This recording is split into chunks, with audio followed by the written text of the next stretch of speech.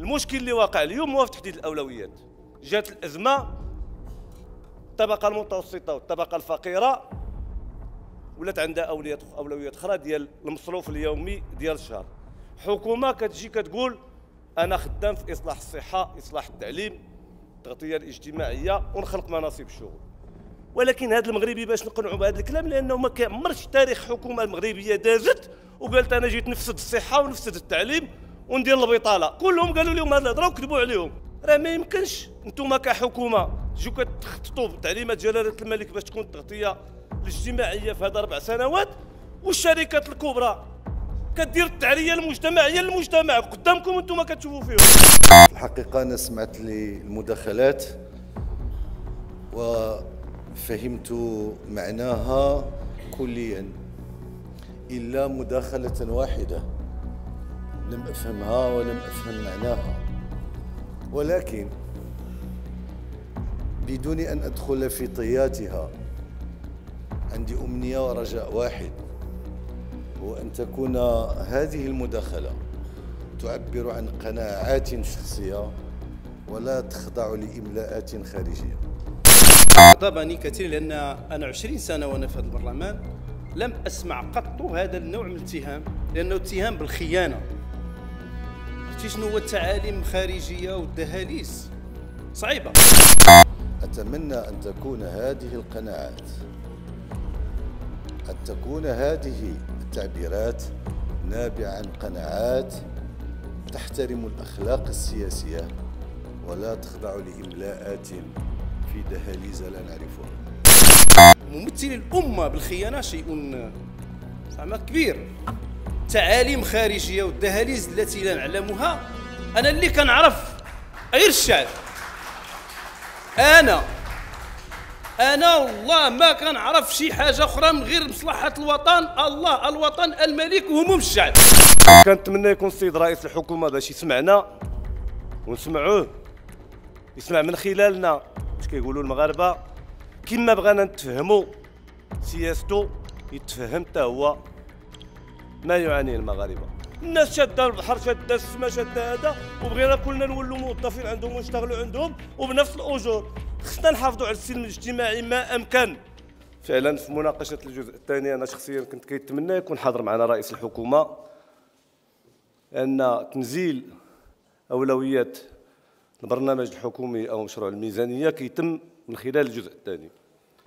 بالطبع ما كنتش كنتسنى رئيس الحكومه باش نقول له بحال عضو من المعارضه توحشناك وانت بحال بات المغاربه، لان انا مغربي كنقول با واحد الله يرحمه وبا الثاني الله ينصره، وبات المغاربه كاملين هو جلاله الملك نصره الله.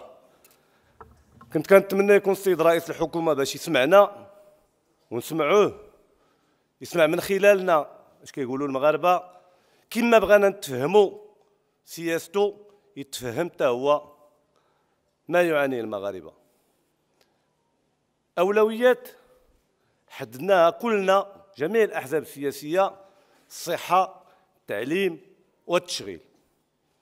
جات الازمه، انتم في الجزء الاول كوزاره الماليه نقدر نصنفوكم بعد السي عبد اللطيف الجواري احسن وزراء ماليه دازوا في تاريخ المغرب من بعد السي عبد اللطيف الجواري الله يطول ليه العمر. كاينه الازمه 4 ديال الازمات متتاليه، زدتوا 38 مليار مصاريف، نقصتوا 60 نقطه اساس من العجز، ما رفعتوش الميزانيه، ما عندنا ما نقولوا لكم. المشكل اللي واقع اليوم هو في تحديد الاولويات. جات الازمه، الطبقه المتوسطه والطبقه الفقيره ولات عندها اولويات اخرى ديال المصروف اليومي ديال الشهر. حكومه كتجي كتقول انا خدام في اصلاح الصحه، اصلاح التعليم، التغطيه الاجتماعيه ونخلق مناصب الشغل. ولكن هذا المغربي باش نقنعوا بهذا الكلام، لانه ما كيعمرش تاريخ حكومه المغربيه دازت وقالت انا جيت نفسد الصحه ونفسد التعليم وندير البطاله. كلهم قالوا لهم هذه الهضره وكذبوا عليهم. الحكومه السابقه نهار جات ازمه البترول جاو هنا قالوا غنزيدوا عليكم 2 دراهم وصبروا معنا، وخرج وزير الناطق الرسمي باسم الحكومه قال لهم العام الجاي غتشدوا 1000 درهم في الشهر. 2014 مازال ما شدوهاش اليوم. يعني باش نتفهموا مشكل المغاربه نعرفوا بانه اولوياتهم تغيرت اليوم. الاسعار راه ما يمكنش نتوما كحكومه تجيو كتخططوا بتعليمات جلاله الملك باش تكون التغطيه الاجتماعيه في هذا 4 سنوات، والشركات الكبرى كدير التعريه المجتمعيه للمجتمع قدامكم انتم كتشوفوا فيهم. لا يمكن. سيدنا الله ينصرو هنا سول على توزيع العادي، اين الثروه في المغرب؟ خصكم تجاوبوا على هذا السؤال. اما هاد الشركات الكبرى الا بغاو يهيمنوا على كل شيء يرفعوا الاجور. السياسات العموميه في تشجيع المقاوله الصغيره والمتوسطه خصها تبان على ارض الواقع. الناس شاده البحر، شاده السما، شاده هذا، وبغينا كلنا نولوا موظفين عندهم ونشتغلوا عندهم وبنفس الاجور. خصنا نحافظوا على السلم الاجتماعي ما امكن. هاد 6 شهور 7 شهور دابا انتم حنا كحكومه وكاغلبيه حكوميه عطينا الاجل ديالنا 7 شهور 8 شهور، ما طلبنا لا 5 سنين لا 6 سنين. ولكن الا كنا مشكل في تنزيل برامج الحمايه الاجتماعيه وفي السجل الاجتماعي الموحد قبل شهر 6 ولا شهر 9 ديال هذا العام، راه ما يكونش عندنا الوجه باش نواجهوا المغاربه في مناقشه قانون الماليه الجاي. فعلا صلحتوا القانون الاطار، نزلتوا القانون الاطار الجبايات وبيديروا عداله ضريبيه. هذا الشيء اللي كيروج اليوم لا الساده المحامون لا اللي متضررين، غادي يكون حوار وفي الاخر غنبقاو كلنا مغاربه وغادي نتوافقوا مع بعضياتنا. حتى واحد ما غادي يقبل بان يكون تهرب ضريبي في المغرب. رغم ما يقال اليوم كلشي غيجلس طاوله الحوار وغيتلقى الحل. ولكن كي كنطالبكم كذلك باصلاح المؤسسات العموميه. 40 مليار كتمشي للمؤسسات العموميه السيده الوزيره، حتى هي يجيبوا لنا البرنامج ديالها بنفس طريقه التنزيل. للاسف 4 ديال الدقائق ما تقدرش تعطيني فرصه باش نتكلم، نخلي الزملاء ديالي. وشكرا. شكرا السيد الرئيس. الكلمه للنائب المحترم السيد مصطفى جداد.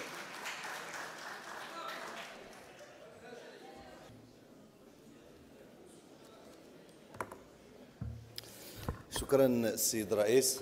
السيدات والسادة النواب المحترمين، شكرا على مداخلاتكم المختلفة والتي استمعنا إليها بإمعان، وقد شكلت مواصلة للنقاش الذي انطلق منذ أن تم تقديم هذا المشروع أمام أنظاركم. وكيف ما قلنا البارح، اللي فيه توضيح مجموعة من الأمور، فيه انتقاد ونتقبله بصدر رحب، وفيه اقتراحات انتبهنا بكل تواضع إلى أهميتها وأهمية مراجعتها، سواء كانت من فرق الأغلبية أو المعارضة. وهذا ما يبين التفاعل الإيجابي بين المؤسستين بكل تواضع وبكل قناعة. وفي نفس السياق، وحتى نتجاوب بكل موضوعية مع مختلف الآراء التي وردت، في الحقيقة أنا سمعت المداخلات وفهمت معناها كليا، إلا مداخلة واحدة لم أفهمها ولم أفهم معناها. ولكن بدون أن أدخل في طياتها، عندي أمنية ورجاء واحد، هو أن تكون هذه المداخلة تعبر عن قناعات شخصية ولا تخضع لإملاءات خارجية.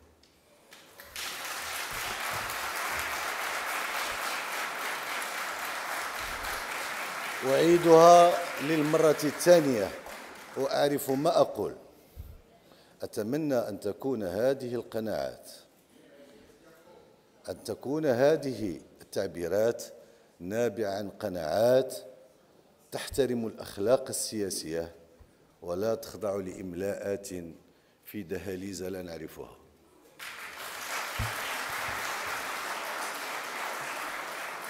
أما فيما يخص العمل الحكومي، ولنفصل بعض معطياته بإيجاز لنفصل بعض معطياته وبكل تجرد وبكل موضوعية. خصني شوية الهدوء الرئيس. خصنا لنتساءل بكل موضوعية عن عمل حكومة اشتغلت لمدة سنة. أولاً، تدبير نتاع السنة نتاع 2022 واللي نجمع كلنا على أنها سنة صعبة ومعقدة للغاية. هذا التدبير اللي سمح لنا على أننا نتدخلوا ب40 مليار باش نحافظوا على القدرة الشرائية نسبيا.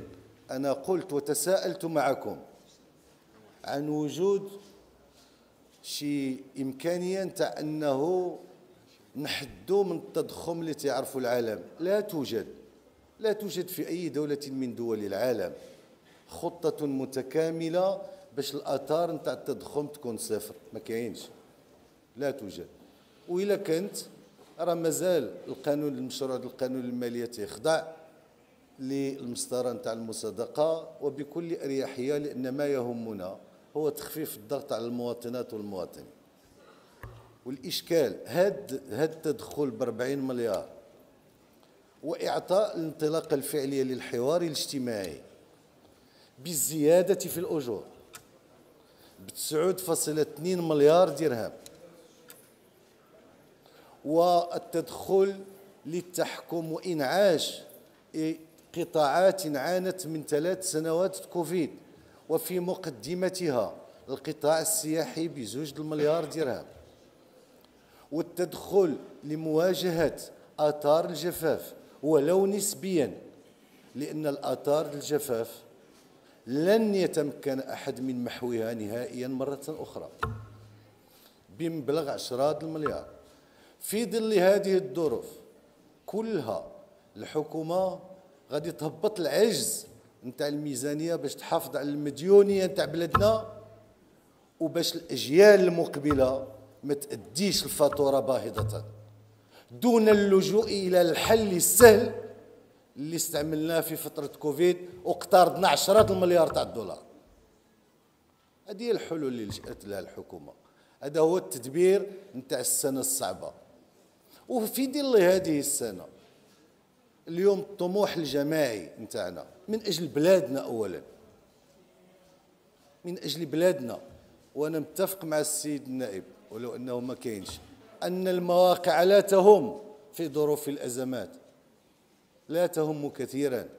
ما يهم هو استمرار البلاد. خصنا نديروا الإصلاحات الجوهرية في مقدمتها الورش نتاع الحماية الاجتماعية. واش تدخل 12 مليون نتاع الناس اللي كانوا في الرماد ونعرفوا ظروف الرماد وانتقدتموها وننتقدها جماعيا، التغطية الصحية الإجبارية ب9.5 مليار تاع الدرهم ليس بإجراء اجتماعي؟ واش أننا نقرروا نحولوا التعويضات العائلية للأسر الفقيرة لنساعدها على ضمان تمدرس أبنائها وبناتها، ونساعدوا الأسر اللي ما عندهاش الأطفال في سن التمدرس ب19.5 أو 20 مليار نتاع الدرهم، أليس بإجراء اجتماعي؟ ما هي الإجراءات الاجتماعية إذن؟ الحوار الاجتماعي وتكلمت في ذلك مفصلا، وقلت بأن المقاربة اللي اعتمدناها أننا كنزيدوا في لي صالير نهار كيكون عندنا واحد التصور متكامل لإصلاح قطاعي، وقلت بأن بدينا بالمجموعة من القطاعات ونستمر وسنرفع من الأجور للجميع الموظفين والأجراء، لأننا نؤمن بأن الحفاظ على هذه الطبقة المتوسطة حلقة أساسية في التوازن الاجتماعي والمالي تاع البلاد، هي اللي تدير لا دوموند انتيريور، هي اللي تطلع على كرواسونس، نعرف ذلك جيدا. هذه هي المقاربة. هذه الحصيلة ونتدخل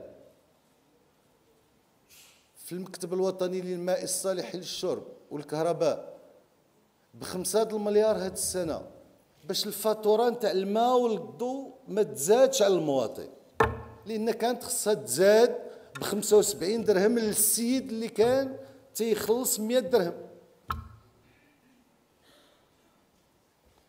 نعم يجب أن نصلح مؤسساتنا العمومية، نعم نؤمن بهذا، ومن أجل هذا سيدنا الله ينصره راعيا المدير العام نتاع المؤسسة الذي شرع في اشتغاله، وسننزل هذا الإصلاح على أرض الواقع، لأننا نؤمن بأن 58 مقاولة عمومية اللي الدولة عندها فيها الرأس المال كليا أو جزئيا، خصها تساهم في التنمية المغربية أكثر وبنقط أكثر. واش هذا ماشي إجراء؟ ليس بإصلاح، ليس بتدخل. الصندوق نتاع المغربي للتقاعد راه الإصلاح سياسي ويتطلب مشاركة جميع الفرقاء، لأن الأمر يعني الحقوق نتاع المنخرطين نتاعنا اللي تفناو في الحياة وفي خدمة هذه البلاد، واليوم ما يمكنش نخليو التقاعد نتاعهم رهين بإشكالات ظرفية. بادرنا إلى ضخ 2 المليار نتاع الدرهم في الصندوق المغربي للتقاعد لسبب بسيط، حتى نخفف ما أمكن الإجراءات اللي غادي تلحق المنخرطين. وإلا تمكنا أن المنخرطين ما يساهموا بوالو في هذا الإصلاح سنعمل على ذلك. في هذه الظروف نرفع إراديا الاستثمار لسبب بسيط، لأننا نؤمن بأن الاستثمار هو الوسيلة الوحيدة باش نخلقوا معدل النمو نرفعوه. وإلا بغينا نرفعوا المعدل النمو ما يمكن يجي إلا بالطلب الداخلي عبر الاستهلاك وعبر الاستثمار. وكل إلا بغينا نخلقوا الشغل للشباب ماشي شعار، كل نقطة النمو تعطيك 25,000 منصب شغل. وباش ترفع الاستثمار إراديا ل 300 مليار تاع الدرهم شيء إيجابي. نعم، علينا أن نجتمع ونعمل جميعا لننزل هنا تنزيلا سليما على أرض الواقع. وفي هذه الظروف كلها المؤسسات نتاع التنقيط نقطت إيجابا المغرب، هي كذا ما فيهاش المزايدات. ستاندار اند بورس ما كاينينش في شي حزب من احزاب الاغلبيه، ما كاينش فيتش في الاحزاب الاغلبيه ولا في الحكومه. هذا التنقيط عالمي تاع بلادنا، ويجب ان يكون مفخره وتشريف لجميع الفاعلين السياسيين والحكوميين والنقابيين، لان التنقيط بلادنا هذا. وفي ظل كل هذا جاء التقرير نتاع صندوق النقد الدولي الذي اشاد بالاصلاحات، الذي اشاد بوضع المغرب، بل اكثر من هذا سيناقش في شهر يناير، يعطينا الخط السيوله نتاع 8 المليار التي لا يمنحها ولم تتمكن منها حاليا الا بلدان قلائل استطاعت ان تكون ضمن الدول الصاعده منذ زمان. هذا هو الحصيله نتاع سنه، الحصيله نتاع سنه حكوميه هي هذه. الان طموحنا الجماعي يجب ان يرقى الى ما هو احسن وافضل اكيد، ولهذا علينا ان نشتغل اكثر ونعرف بان المحطه التي نمر منها وغياب الرؤيه المستقبليه تستدعي مشاركه الجميع. شكرا لكم مره اخرى والسلام عليكم. رسول الله وآله وصحبه. السيد الرئيس، السادة الوزراء، أنا في حقا ما كنتش غناخذ كاع تفسير التصويت. قال لي الرئيس واش تدخل؟ قلت له لا، إلا إذا تكلمت الحكومة شوف واش غتقول الحكومة. ولكن أثارني ونقول لك السيد الرئيس، السيد الوزير، أغضبني كثير، لأن أنا 20 سنة وأنا في هذا البرلمان لم أسمع قط هذا النوع من الاتهام، لأنه اتهام بالخيانة. عرفتي شنو هو التعاليم الخارجيه والدهاليز صعيبه، ولذلك دستوريا يصعب باش نتخذوا شي اداه، لانه في اطار الحصانه في اطار نتخذوا شي اجراء من هذا النوع. ولكن غادي نطلبوا منك السيد الوزير مره اخرى انك توضح اكثر هذا الامر، لان الاتهام ممثلي الامه بالخيانه شيء زعما كبير. تعاليم خارجيه والدهاليز التي لا نعلمها، انا اللي كنعرف غير الشعب. انا والله ما كنعرف شي حاجه اخرى من غير مصلحه الوطن، الله الوطن الملك وهموم الشعب، شي اللي كنعرف. هذه اولا. ثانيا اسمح لي سيد الوزير، هذيك الكلمه انا سمعتك مزيان البارح، ولكن باقي غادي نقرا الورقه. عاوتاني كاين تعارض. المرجعيات كاين الخطب جلاله الملك، النموذج التنموي والبرنامج الحكومي. فيما قدمتم يختلف عما قدمه رئيس الحكومه وما قدمته السيده الوزيره وما قدم في لجنه الماليه. اليوم هذا كيخلق ارتباك عندنا حنا ماشي غير عند المواطن. اللي كتكلم على عداله وكرامه واستثمار يعني وتنافسيه في اطار والطموح والواقعيه، ما عندناش اختلافات، ولكن هذه اولويات. هذا راه يعني شي حاجه جديده بالنسبه الينا، ما كاينش في قانون الماليه. فلذلك انا راه كيطرح لنا مشكل. هذاك الشيء اللي قال المهاجري انا اعيده واكرره، كاين مشكل ديال التواصل ديال الحكومه. سيمو كاين مشكل ديال التواصل، كاين مشكل ديال التواصل. من ينطق باسم هذه الحكومه؟ شكون اللي كيقول الاولويات ديالها؟ شكون اللي كيحددها وشكون اللي كيمارسها؟ ثالثا، انا مع السي إدريس حين قال انا عندنا الاحصائيات، ونقول لك طلبها مني السي إدريس وما كانش عندي، وطلبها مني حتى السي أوزين وما كانش عندي، وباقي ما اكتملتها. خلال 10 سنوات التعامل مع المعارضه لم يكن بهذا المستوى ديال الرفض ديال التعديلات. فارجو الانتباه لهذا الامر، لان هذه مؤسسات. التعديل اللي كيتقبل المعارضه هو اللي داخل مع داك الشيء ديال الاغلبيه. ما لا كان شي حاجه جبتها معقوله قول لي جبتيها معقوله وتقبلها، ما جابت تقول لا ما جبتيش. ولكن باش التعديلات اللي هي معقوله ارجئت، اتمنى انا هذا الشيء اللي التزم به السيد الوزير كله عندي محصور. 7 الالتزامات اللي مشات لمجلس المستشارين نتمنى انه يجينا فيها راي ايجابي، ما عندنا مشكل، ما عندنا مشكل. النقطه الاخيره وهو هذا الشيء اللي كنتكلموا عليه ديال الحمايه الاجتماعيه، ما خصهاش تكون عندنا فيها مزايدات. حنا كنقولوا كاين مشكل في الخطاب ديال جلاله الملك، حدد الجدوله، لكن في التنزيل كاين اشكال. قلنا لكم في 2021 شنو خصو يكون، 22 شنو خصو يكون، 23 شنو خصو يكون. واليوم في التمويل ما كاينش وضوح، باقي عندنا مشكل في المساهمات. اذا الحكومه غتجيب هذيك 28 ما عندي مشكل، و 23 كاين مشكل المساهمات خصو يوضح.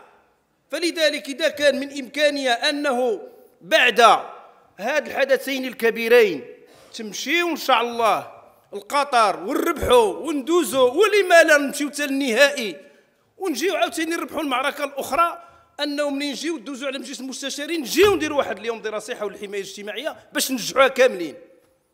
واخيرا كنقول بانه هذا الاحتقان الاجتماعي اللي كاين واللي جزء منه هاد الاخوان المحامون، ارجوكم ثم ارجوكم، بلادنا لا تحتمل هاد كثره الاحتقانات. ارجوكم توصلوا لي في اقرب الاجال غادي نمشي نصلي طبعا، راني داير الجلابه غنمشي نيشان. فلذلك كنقول خصكم تلقاو معهم حل في اقرب الاجال. وباقي الاخوان لا الصيادله لا البياطره لا ما محتاجينش المزيد من الاحتقان، محتاجين للتدرج في التنزيل ديال الاصلاحات. شكرا والسلام عليكم.